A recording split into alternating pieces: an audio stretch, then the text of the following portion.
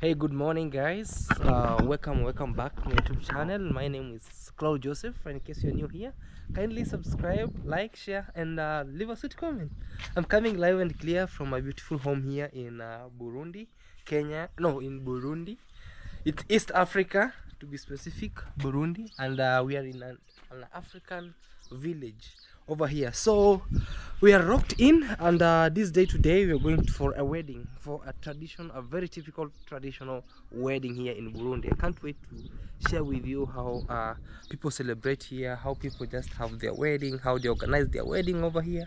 It's morning here, and I give much thanks to Almighty God for good life, and also for everything that He has really done to me and to my family and everybody around. So I can't wait to share with you how everything is. Hopefully you're going to enjoy this, and please kindly remember, guys, we are on the road to 30,000 subscribers. Thank you so much for 22,000 subscribers, guys. I really appreciate your love and support. Remember, 30,000 subscribers, here we come, and 22,000 subscribers, welcome all. And for the returning subscribers, welcome. We have here Sakaranta himself, the man himself. 140 guys. 140. So we are literally moving, and we'll be heading to a certain place over here. And BT is going to tell me how is it and where we are. Yeah. Introduce yourself, man. Hi guys, what's up? This is Mr. Burundian Traveler. Mr. BT. Mr. Right BT. here. We are live and clear. Yes. In a beautiful village. Yes. Which called Gatabo. Gatabo. Mahoro. Mahoro. Yeah. So I'm greeting people, guys. Actually, in the village, you have to greet people. Mahoro. No matter what. Mahoro means like peace. Peace. Yeah. Oh. So we greet peace. Peace like to that you. Way, the descendant of God was Jesus was saying, like, peace be with you. Yeah, peace be with you. And so say, peace be with you. Almost doing the same. Oh, peace be with you, peace be with you. Yeah. So guys, we're heading to the wedding, and actually we want to share with you the best traditional wedding, local. He has told me it's very local. This one gonna be much local. Okay. Than you guys have noticed it. Okay. Yeah, so Mr. BT, I was picked by the guy. As he saw me, actually he did like a celebration because he knew that I'm gonna film for him taking good pictures. Okay. Yeah, and actually they are going to be like more the best, because for me, I have at least a good phone to take a good picture. Good pictures. And he's going to be on a billboard. On the billboard. Yeah. Guys, he's going to be on the internet. On YouTube. On the so internet. Guys, today. Yeah, guys. So don't worry, guys. Don't say, Claude, why didn't you people put on suits for the wedding? No, he just said prepared. He said no, it's just a typical one. Yeah. I think he's one even over here. Oh. And guys actually don't have a motorbike, but they are moving. Oh wow, they are moving. Yeah, it's okay. It's okay. Hey. So we need people have just rocked it. Eh? Hey, we need some motorbike. Oh, we need them. Oh, people have just rocked it. Oh, so I be here on right there. Okay. Aye. Okay. Thank you. I know. Okay. Okay, guys. Let's move, guys.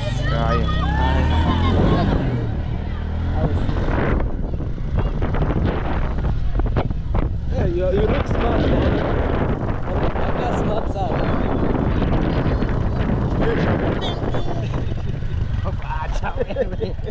Hands. Game. Nani tulivaa ngasa nini huko?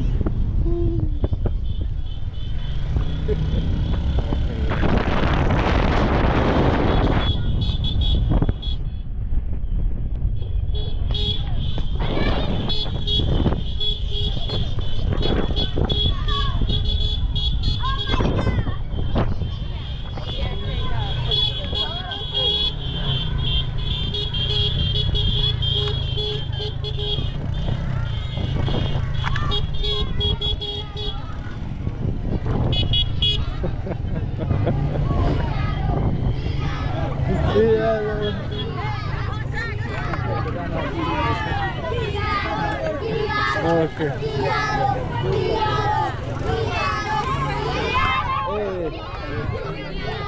This is the bride. Very, very nice. How are you? Oh, fine, thank you. You good? I'm going good. You look smart, man. Very, very nice and great. Oh, he's the groom. Oh, wow. Very, very nice. Yes, we are here. We're having a get crashers in Burundi. Very, very great. So this is actually the motorbike which you're gonna clue. Okay. And actually a groom is from here. Oh, You know? oh, there? No one, they have just decorated the door very well. Yeah. Okay. Yeah, because actually they are going to pick him out from here. Okay. Yeah, so today is today. Today is today. Yeah. They look very nice and smart. Yeah. Wow. The motorbike guys called a Shimwe on this other side up to this side. Very, very great. And it's really nice and great. So this is how you see how everything is around here in Burundi. And we are really enjoying what we call like a traditional wedding in Burundi. Let me know in the comment section what you think about this and how do people do this in your countries around here. Very, very nice and great. Hello.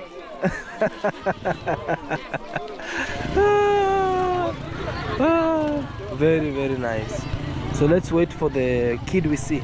And here we have the crew of the bridegroom.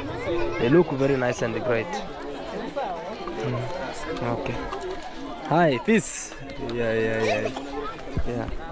Oh, not like man.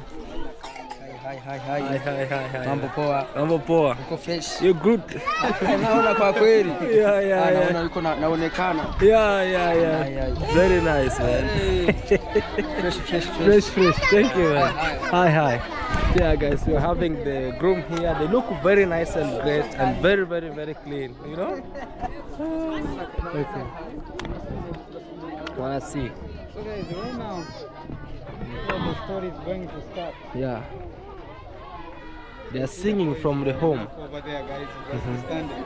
And here Singing. They are singing from home. Hey, they are saying, Yeah. like say goodbye to your mom because it's gonna be the last time Oh, to be with her again, you know. Oh, Yeah. So they are singing for her like that. Okay. Like you have to say goodbye, my dear, for your mom, because you are not going to be with your mom. Sakaracha.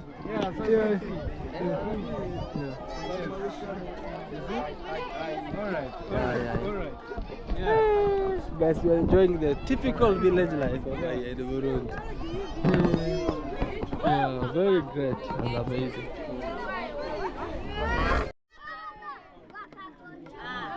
It's happening, guys, and over here it's really happening. I don't know what, maybe there's bargaining inside here for a short time, because we have been told the wife is in here now. She's regarded as a wife, and they're in. Big boy. Yes. That's BT's work, you know.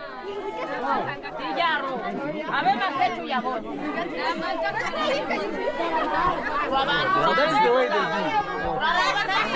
That is a brother for the God. Just to check. Yes. The brother is checking.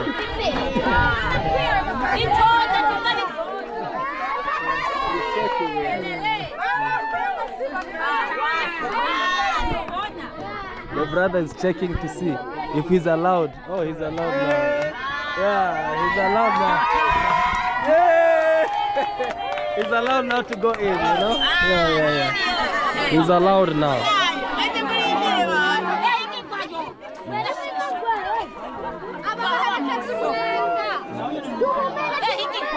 Yeah, the brother now is allowed now to go in, you know?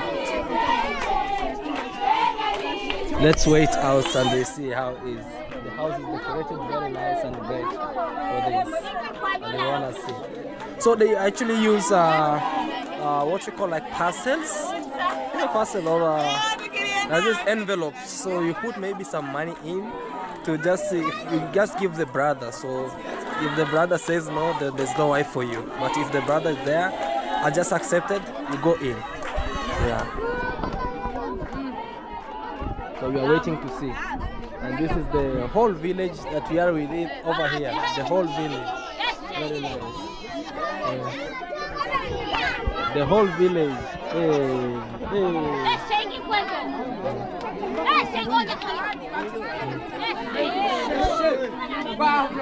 Yeah, I'll be careful not to record the kids because this video is not meant for the kids.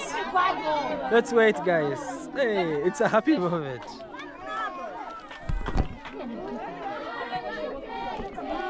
They're singing very nice inside there. Wait and see how it will go. That's BT.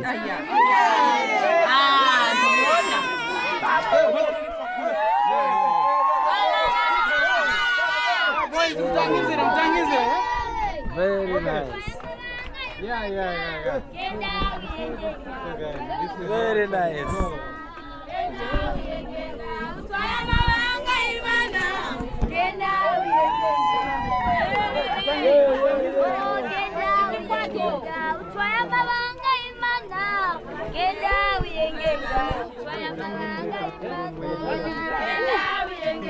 BT, it's okay.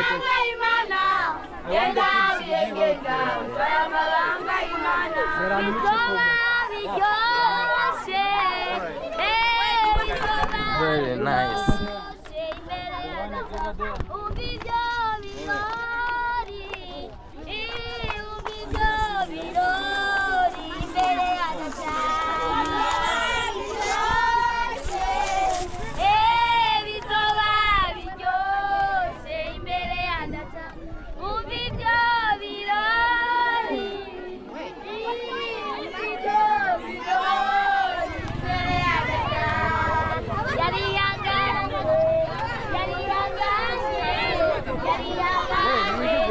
This is what you see, guys. They're singing, and everybody is just from the other side.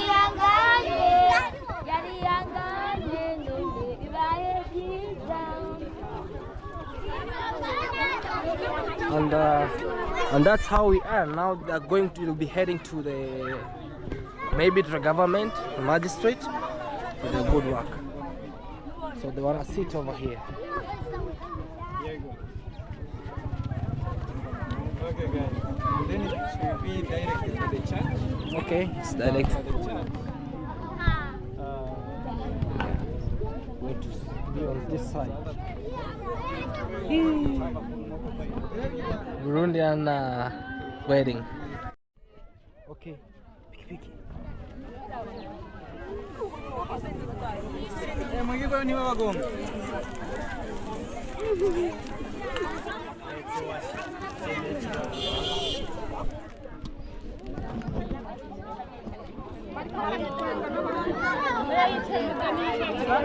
So that's the bride and the bridegroom. That's the groom and the bride. Yeah. With the bride and the groom, or the groom and the bride. Oh man, it's crazy.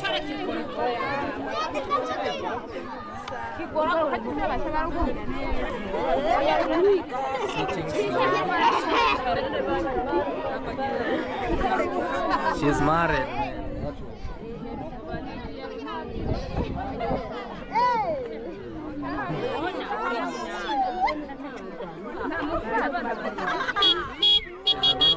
Yeah, I remember the day of wedding. Actually, more people will be there, good and bad. Okay. Yeah, and enemies, everyone. Oh, Amahuru yao. Urakome. Sawa sawa.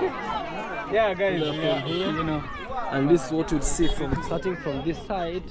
This is what you see. So that actually it's a convoy that you start to see from this side.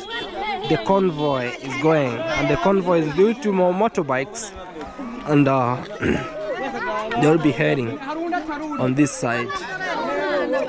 Oh man, all the way through. So the convoy is use of the motorbikes, and as you see, the best man, the dad, the mom, and maybe the family members, they're actually on the motorbike, and that's why you see they're moving on this other side.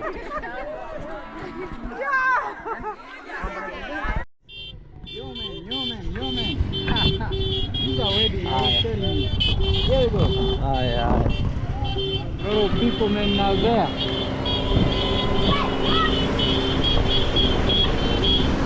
Yeah.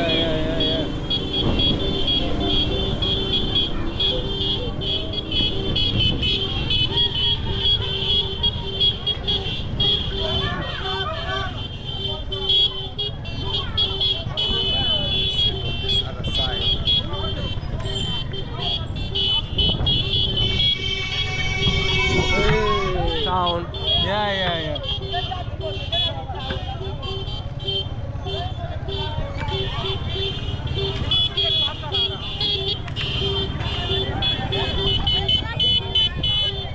Okay, that's how we do it here.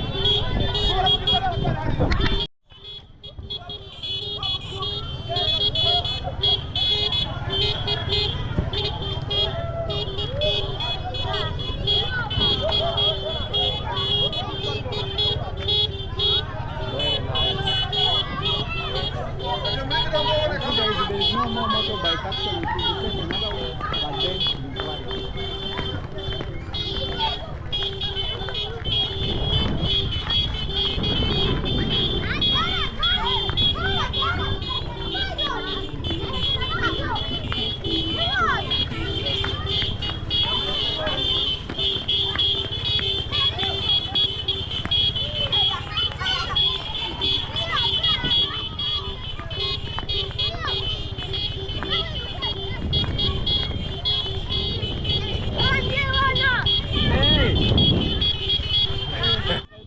Guys, these kids are very fit, guys.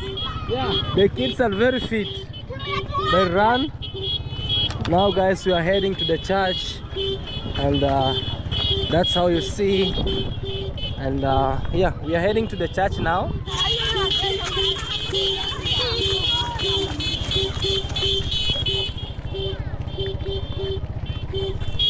So direct to the church, guys.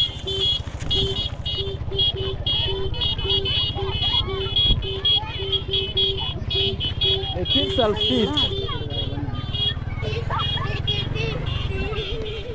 Okay, you have to stand here.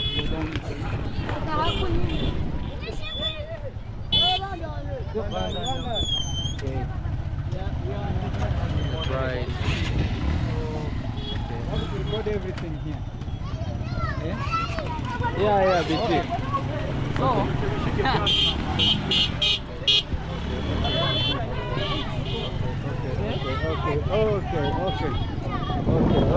Okay. They're just moving.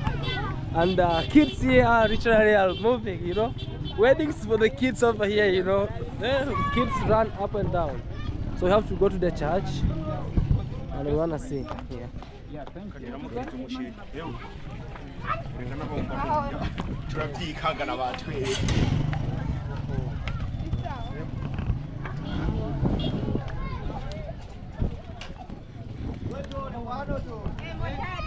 Wedding, yes, for the kids. Kids love weddings. Yeah,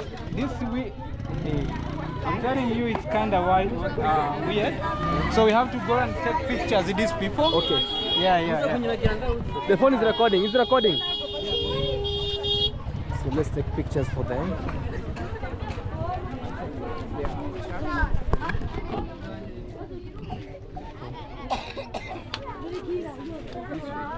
Yeah, very nice and best photos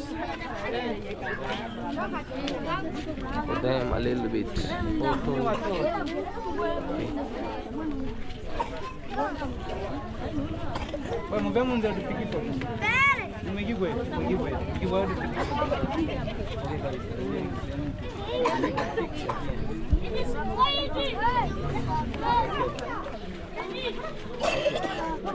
Our groom is there, our bride is there, guys, and you know, as a cameraman of today, you have to do all this.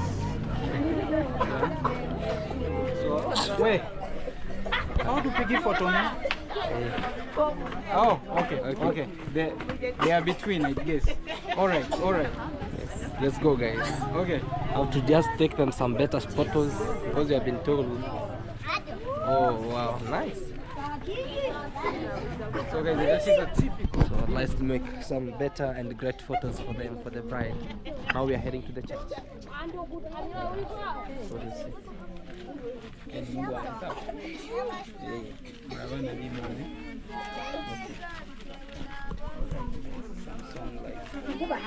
This is a big blessing.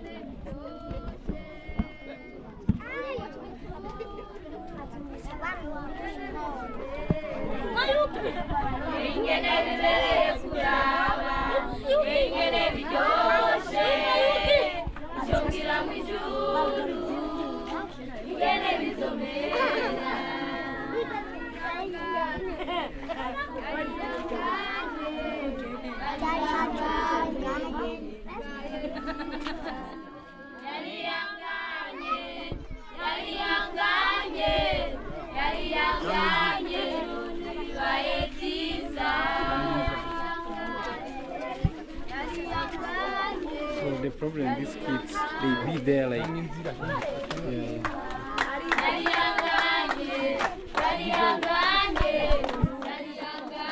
He's the priest, right? yeah. Hey,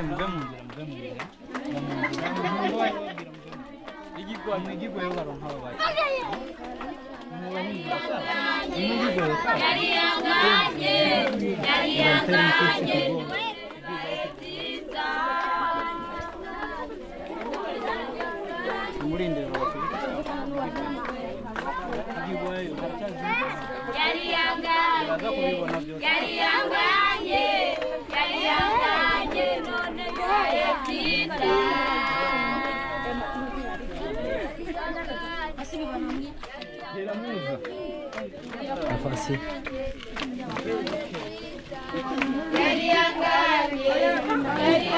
Now we are heading to the church, guys.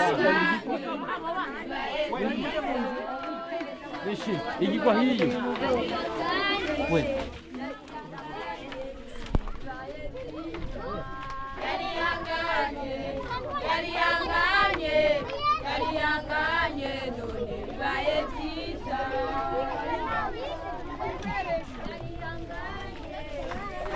Also have the priest.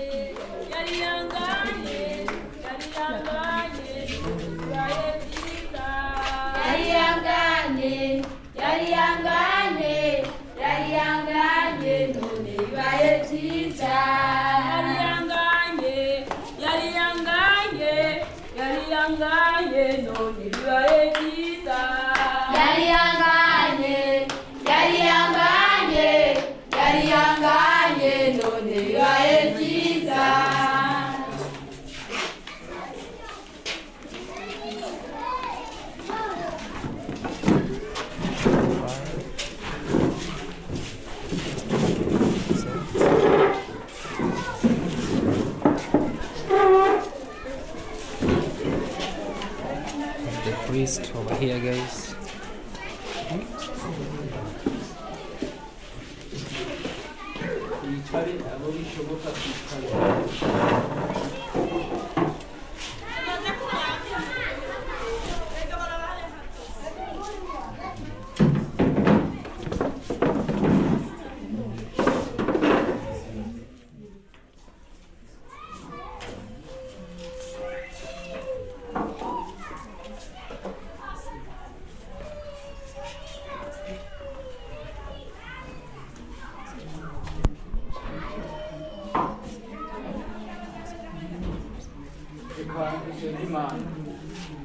Mana yacu uri mu ijuru turagushimiye mugira neza turagushimiye ko uri Imana nyamana turagushimiye ko twemeye kuba hano twibazima mu isaha mubyeyi mwiza none rero iyi nteguro wari uyizi wari wamaze kubona igipimo kibereye ku munsi yakwinginze muri kano kanya ukishikare kwiyerekana nk'Imana kandi ugabuganze Mana kuri aba bene data uno munsi wateguye umunsi mukuru kuri bo Mana ubagirire neza ubazigame amajana n'amaza mu ntambuko mu mvugo mu ngendo Mana ubagirire neza urakoze rero kuri Imana nyamana turagushimiye rero ko wavanye ku misozi itandukanye bakaba bashitse mwa kino kibanza dushima dukenguruka Mana ukaba bashikanye amahoro baziye ku byuma byakozwe n'amaboko y'abana b'abantu ntibigira amaso ntibibona ariko ubona ni wewe.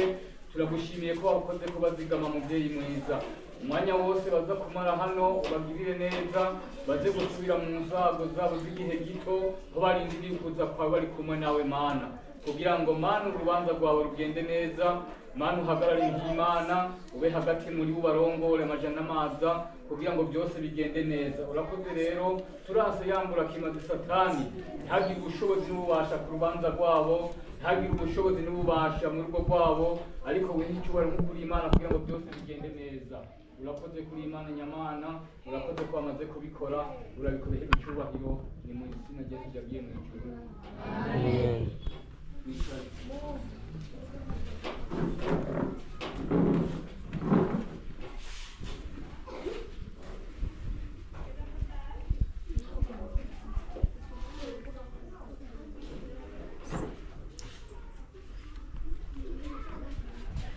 Sawa n'amahoro mwese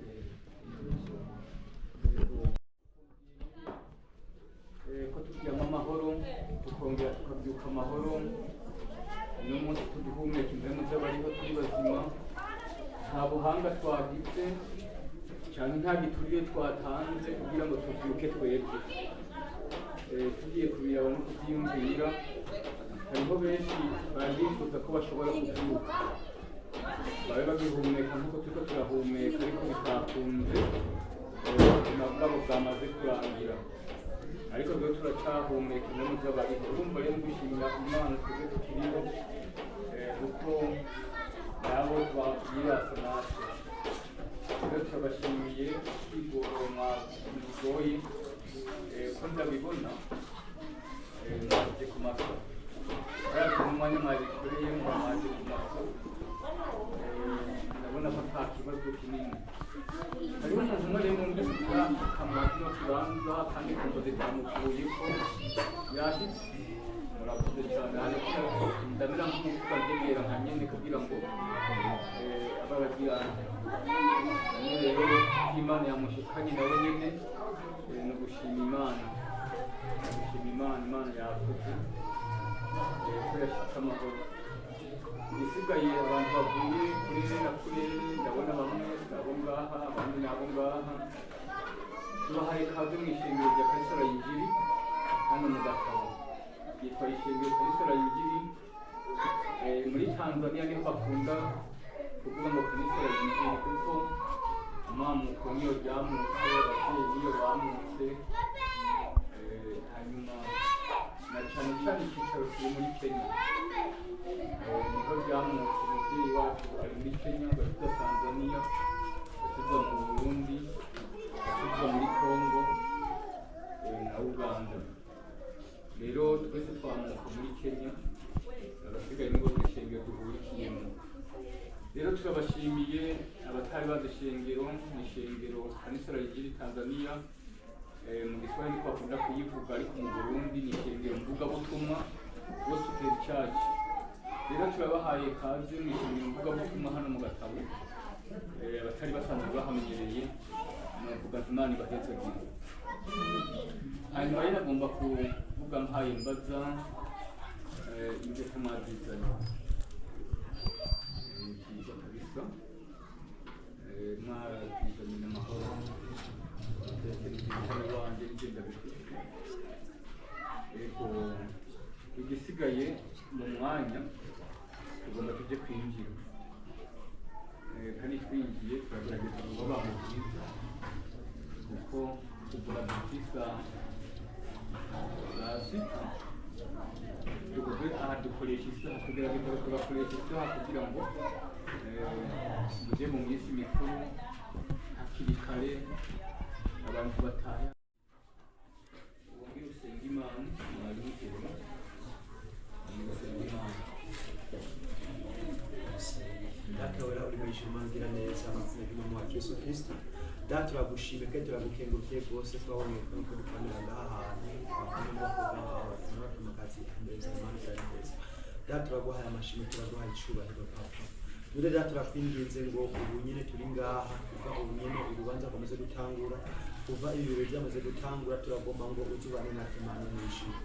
turaguhaye ikaze na karibu aha hantu turaguhaye ikaze na karibu n'umuntu wese ari ahantu Mana mu ijuru turagomba ngo uze ukoreshe umukozi wawe aya magomba yambiriganza amaheza gawe ni data aho turagomba heza agira umuntu wese ari aha hantu Mana mu ijuru turagomba umutekano uvuye mu ijuru Daki mkwete satana badayimoni turasimiyaga mibi n'inkombi zoza kutivanga zoza tuzikuza inyuma zo guca hose mu bikorwa bizokorekera ngaho no munsi cyangwa inyuma ya hose Mana mu ijuru turagomba ngo uze wivanga muri iki gikorwa cyawe cyane Mana mu ijuru turagomba ngo uzubane natwe kuko tutavuze binadusozera Mana turagomba ngo uzubane n'abageni bawe Mana mu ijuru turagomba ngo uzubane n'ishengero ryawe Mana ugira neza turagomba ngo uzubane mwende taweze ni umuntu wese ahantu Mana mu ijuru data basanga natarabasanga bose abashitsi bose mwami turagomba uzubane natwe Mana mu ijuru turagomba umuntu wese uduha umuteka udasanzwe Mana mu ijuru muri rubanza muri bibirori Mana mu ijuru turagomba tubane nawe dukorane nawe data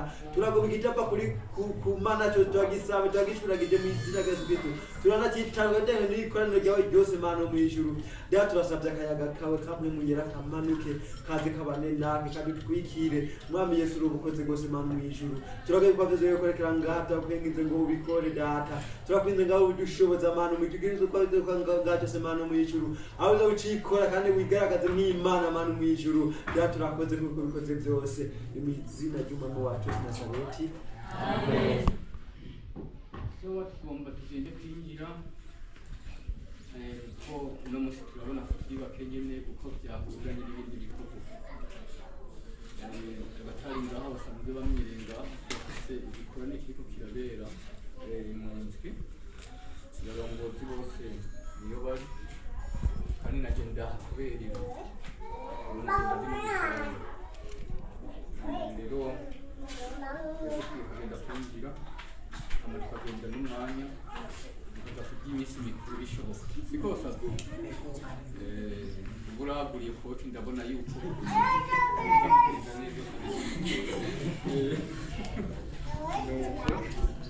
hanyuma nta byinshi dufise kuvuga ibindi turaza kubivugira hariya ndabona ko turondera abantu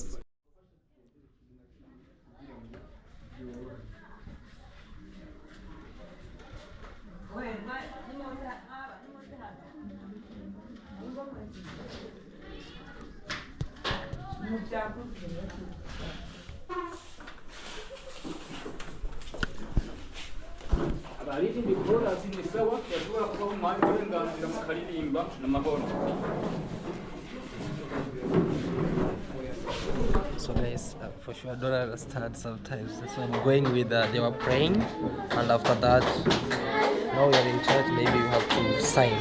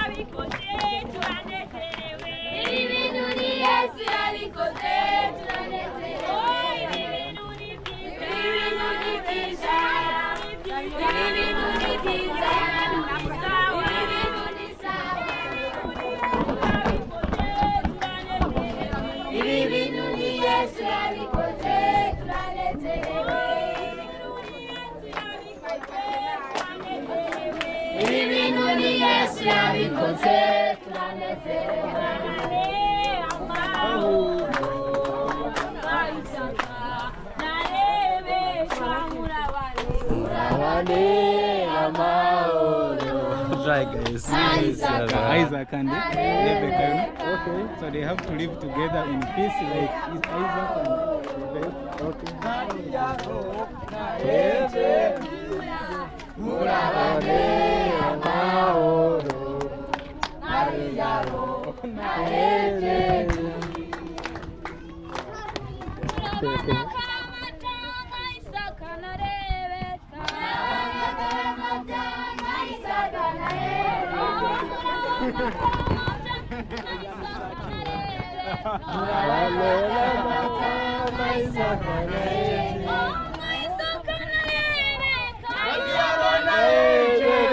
They have to live together like Isaac and Rebecca. Yeah, you have to live together like Isaac. each other like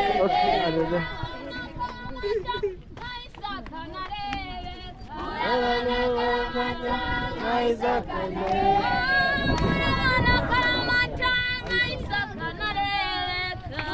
Is another dozo?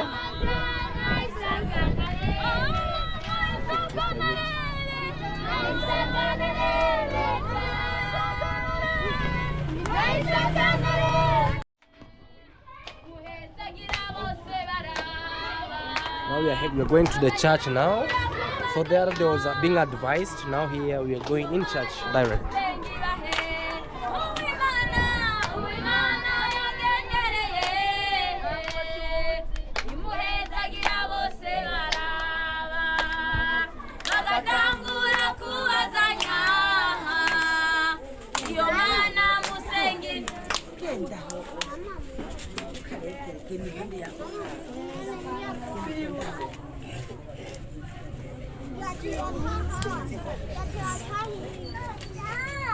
Good.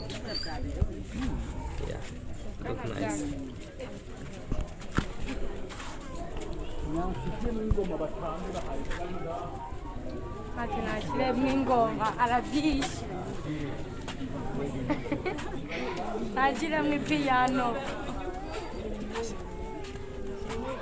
BT. The fingerprint. A fingerprint, yeah. you can still record without a fingerprint. Oh, okay.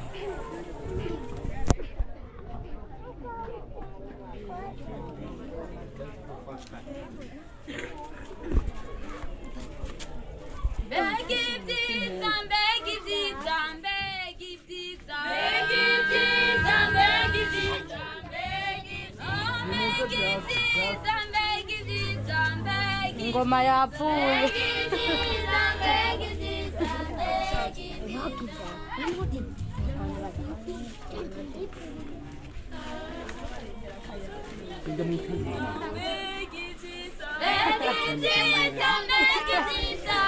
Bamufukure, batari abamufukuye tumubone. So we are coming in church. Let's see. Tambuke mutere muze, tambuke mutangize. Yemwe, baho, mutangize. Mutangize. Genda mutangize. We.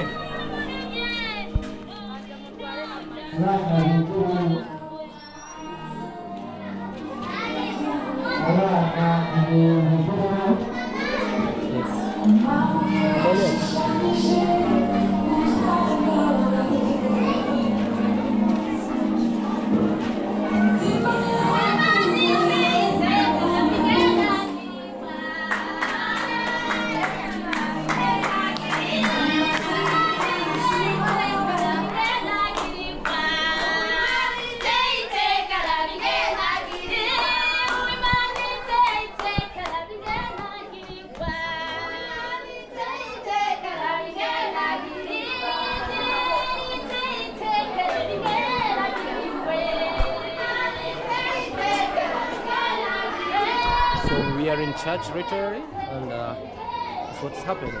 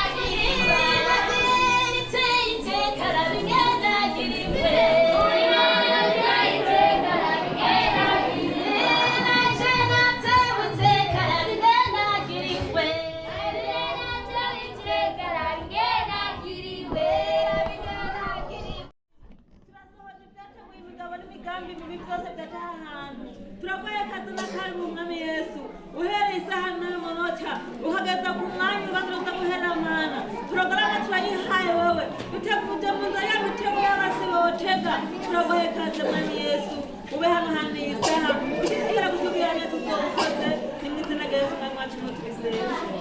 Amen. Amen. Amen. Amen. Amen. We are in church. Yeah, no. Yesu nashimwe cyane.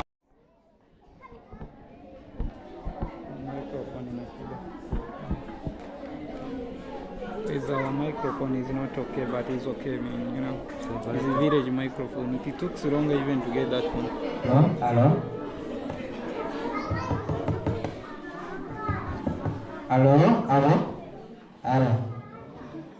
Urabona ko dufise abashitsi bibereye ari ibintu bya sibintu. Yesu ashimwe cyane. Amen. Amen. Amen. Kuri asha.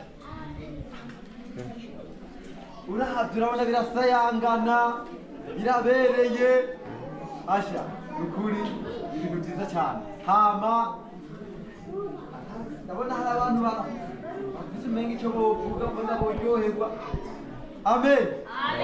Aha reka dusabe ugwaruka bariho bagiye gutuma mu ndirimbo ineza ntabariyo aha sikuru ndabona nabo nyene ntabariyo nabo nyene ha okay santrale ndadutwa mu ndirimbo umwe zitari abandi Rwanda abakenyezi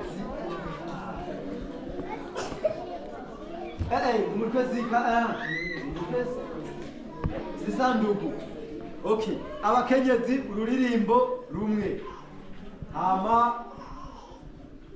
awugwaruka abanyeshuri ururirimbo rumwe na santrale ururirimbo rumwe karibu mukoresha umwanya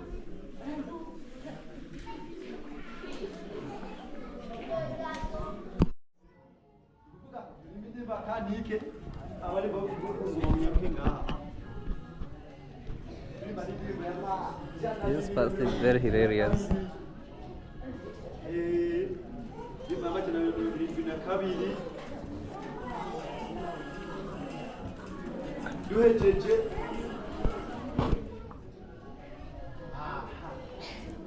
abakenyezi batabara cyaririmba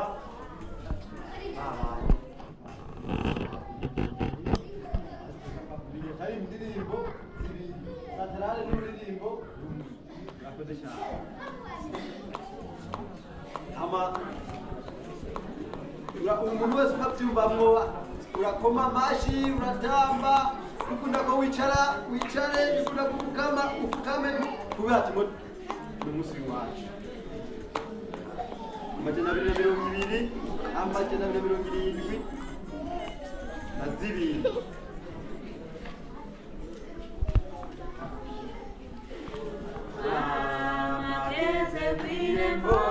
They are singing in their language.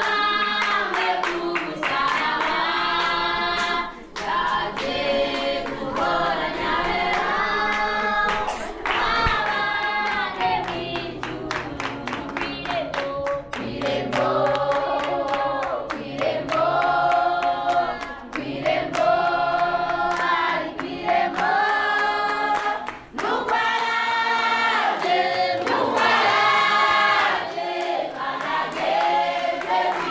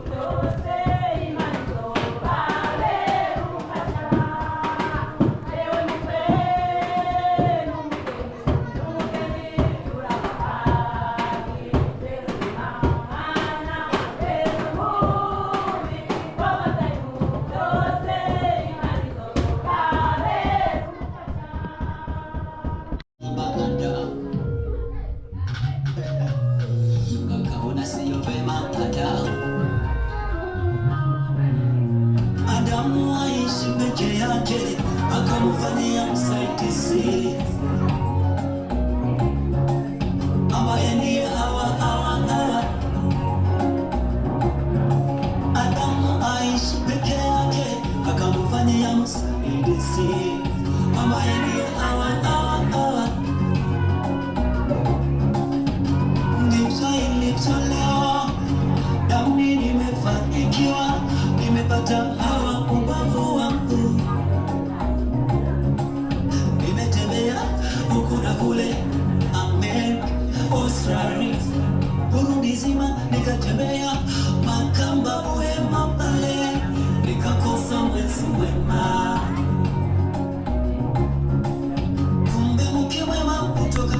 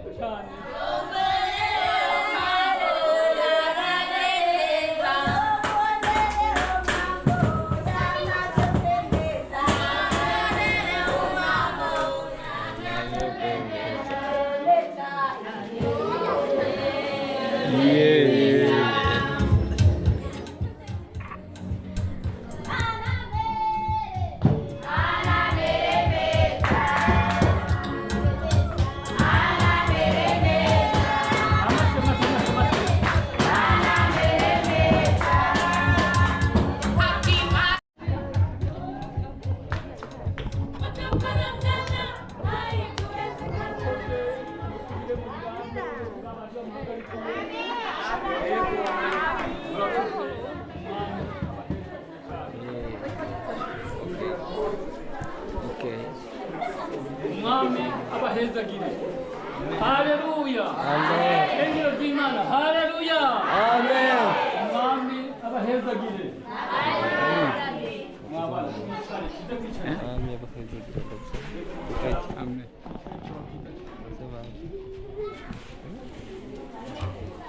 Hanyuma nagomba mvuge ngomba tugende ku majambo nyamukuru aba bantu ngomba tubabaze amajambo bonyene ubwabo amajambo tubaza nibo bavyiyemerera nibo bavyitwararika bavuze ko bidakunda nuko turabihagarika bavuze ko bibandanya na twebwe duca tubandanya amajambo aja kuva muri bo hanyuma muri kano kanya nagomba mvuge uku tugiye kutangura ku bibazo ibibazo tubaza umugeni canke umukwe inyishu baza kunyishura ego babona bidashoboka oya ibyo byose ni umwanya wabo ariko ndizigira babahagarikiye ko bataja kubamaramara ko barabivuganye kandi bari mu masezerano muri kano kanya nagomba tuvuge uku wewe Hatungimana Diara uremeye kwabira mbere y'Imana Edeni ngwabe umugore wawe w'ukuri w'icabuye vuga cyane mu mishinga ntayo yego cyane ndazi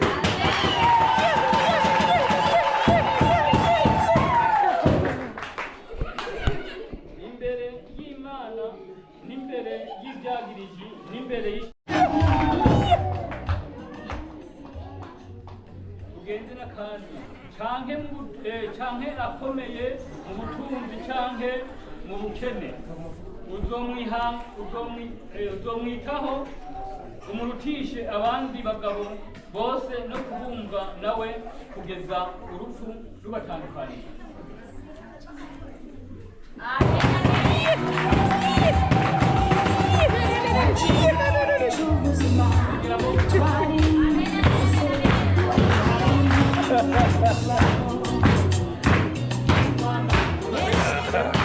Imana ibagirire neza. Hanyuma reka tugende n'akandi ngomba sabe umufashe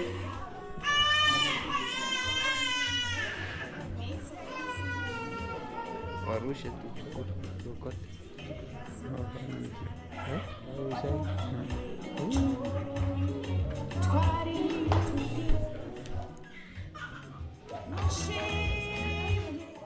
muri kano kandi ikibazo tugezeko ni ikibazo cy'uko turaba imbere.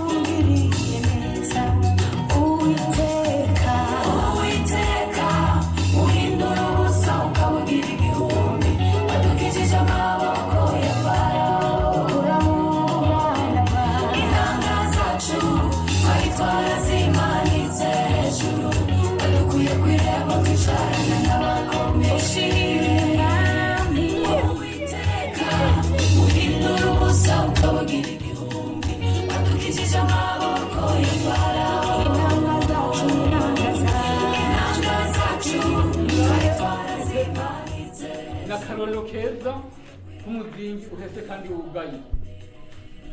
Mu majambo make avunaguye niko n'urukundo rwabo rusabwe ko ruzoba umuzingi ntugire iki iherezo. Yesu ashimwe cyane. Mama baheze. Mana uri mu ijuru, Mana wamyeho turagushimiye mugira neza. Mana habwa icyubahiro urabikwiye kandi ubereye amashimwe. Nicyo gituma turi imbere zawe kugira ngo Mana ubagire neza aba bantu bagiye kubaka uru rugo. Mana waravuze ati ndabahezagira kandi Mana ongera kubahezagira.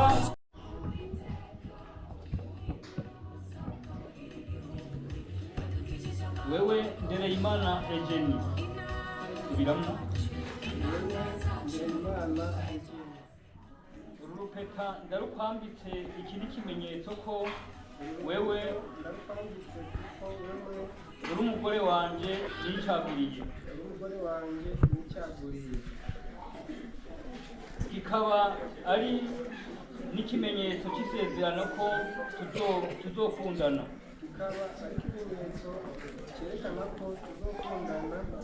They're exchanging their vows, guys. Ubuzima bwacu bwose. Ubuzima bwacu bwose.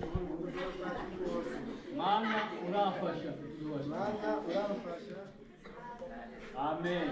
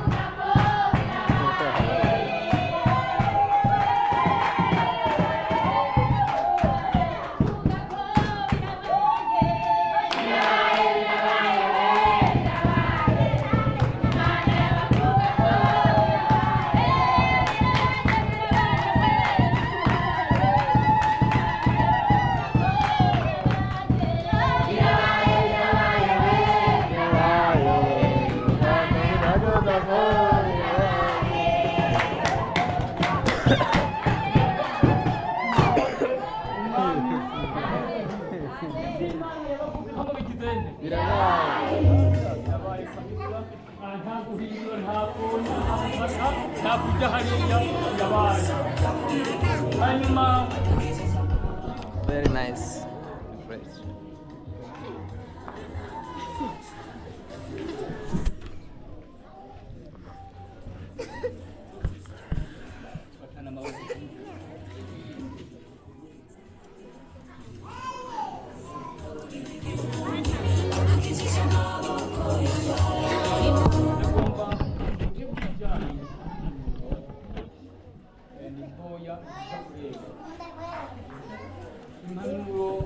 aha ni umwifatire